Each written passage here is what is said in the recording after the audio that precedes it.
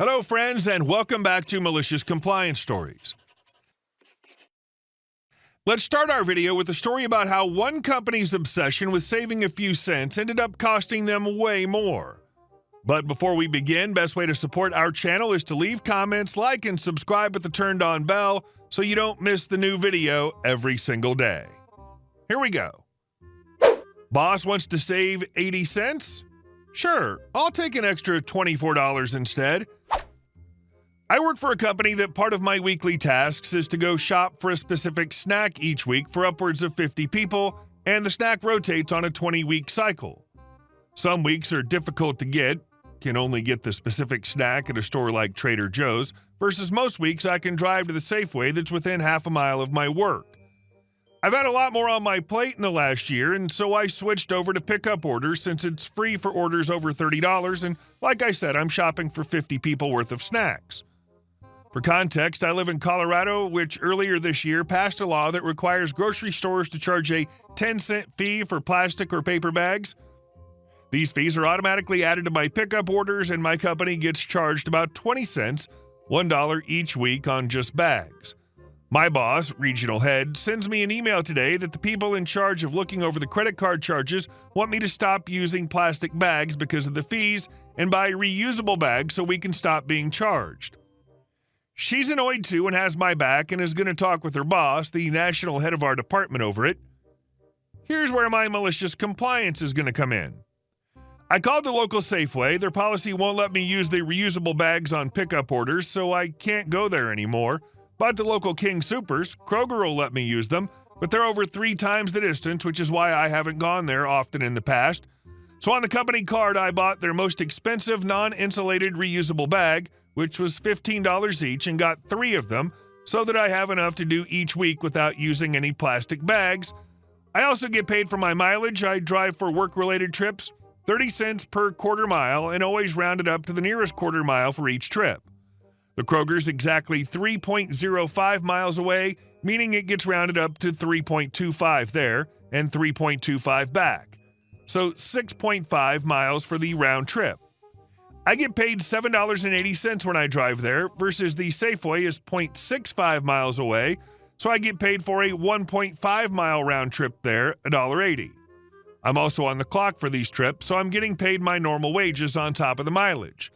They're also paying me that extra money instead of paying the store, so I'll gladly take the extra $24 each month in my pocket so they can save 80 cents on plastic bags. I'm guessing you'd rather spend your work hours doing other work, but I'd be tempted to turn that quick pickup into a nice paid stroll through the Safeway, some time standing in line, chatting with the cashier, never self-checkout, you might get the bag charge, waiting for the cashier to bag the snacks, etc. And our second story. How a simple cleanup request turned into a full-scale emergency drill. Years ago, I was working manufacturing as a shift supervisor. I was on an overnight shift working 11 p.m. to 7 a.m., and around midnight, we were in the process of a line cleaning and setup. Part of the setup involves resupplying chemicals used on the line. While getting the chemicals out to the line, one of my operators dropped a large container of chemicals, somewhere on the order of a gallon-sized jug, and about half of it spilled onto the floor. These chemicals gave off pretty strong fumes that could be dangerous, so I had everyone leave the area where they were spilled. I called my supervisor a little before 1 a.m., and being half asleep, I think he failed to appreciate the gravity of the situation and just said, "There's a spill response document, just follow it," and hung up. So I found the spill response guideline that basically said if more than a few hundred milliliters of chemical spill, evacuate the entire area and call for the spill response team. Our company had a large facility about 20 miles away. They primarily did research there, but they also had a small fire department and chemical response team. They weren't staffed 24 hours, but they were on call 24 hours, so could be called in. The guidelines told me to ask our plant security guard to contact the company's spill response team and request a chemical cleanup, so I did that. Our security guard was a contractor and didn't work directly for company security, so his instructions were, if you're asked to respond to any emergency that you can't handle yourself, contact company security. We call them global security, so rather than calling for the chemical response team, the guard, unbeknownst to me, contacts global security but relays my exact request. We want the company's spill response team to come out to our plant for a chemical cleanup.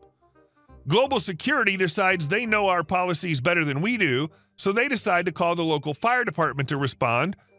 Around 1:30 a.m. or so, the local volunteer fire department shows up, and the first thing they ask for is the MSDS, Material Safety Data Sheet, a sheet that contains basically all the known safety and hazard information for the chemical in question. Well, the chemical we're working with was a patent-pending compound that our company had invented. It didn't yet have an MSDS yet, so we could only supply them with the MSDSs of the chemicals that are used to make it. They weren't super pleased with that. By about 2 a.m., the plant safety manager had been called in, and I had the distinct impression she was pretty pissed off at the whole situation. Global security had also arrived, and they're now trying to get the fire department to wait until they can get a hold of the company's chemical spill response team. The fire department basically winds up saying, "We'll give you 30 minutes. If they're not here by then, we're going in with full respirators, and you're going to replace all our respirators when we're done." By about 3 a.m., our company's spill response team shows up, and they're able to go in and start cleaning. I found out later that the spill response team also works as volunteer EMS and had just finished a call around 12:30 a.m. that night. If security had called them as soon as the spill had happened, they would have just been able to drive straight here. Instead, they'd already gone home and gone to bed when they got the call. The fire department wound up demanding that the company start implementing regular training and coordination sessions so they could better respond in case of another call to our plant. It took 6 to 12 months to coordinate and start that program, and I heard that global security got reamed out pretty hard for not following our request for the company's spill response team. The best part for me was seeing the face of my manager when he came in late that morning. He looked like he'd seen a ghost when he realized what had happened.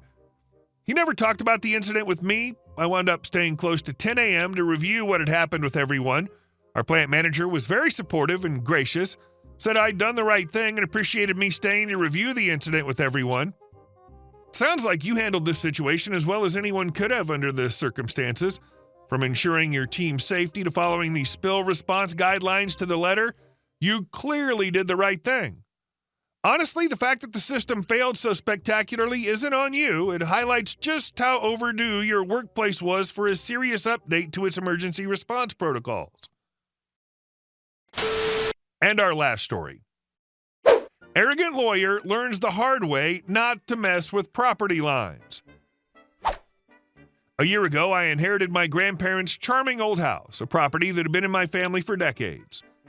At first, everything seemed great. The neighbors mostly kept to themselves, and I started fixing up the house to make it feel like home. That was until he came knocking. One afternoon, my neighbor, let's call him Dave, showed up at my door looking less than friendly. Without so much as a polite greeting, he launched into a tirade, claiming my shed was built on his property. I was stunned. My grandparents had lived here for over 40 years, and no one had ever mentioned a boundary issue.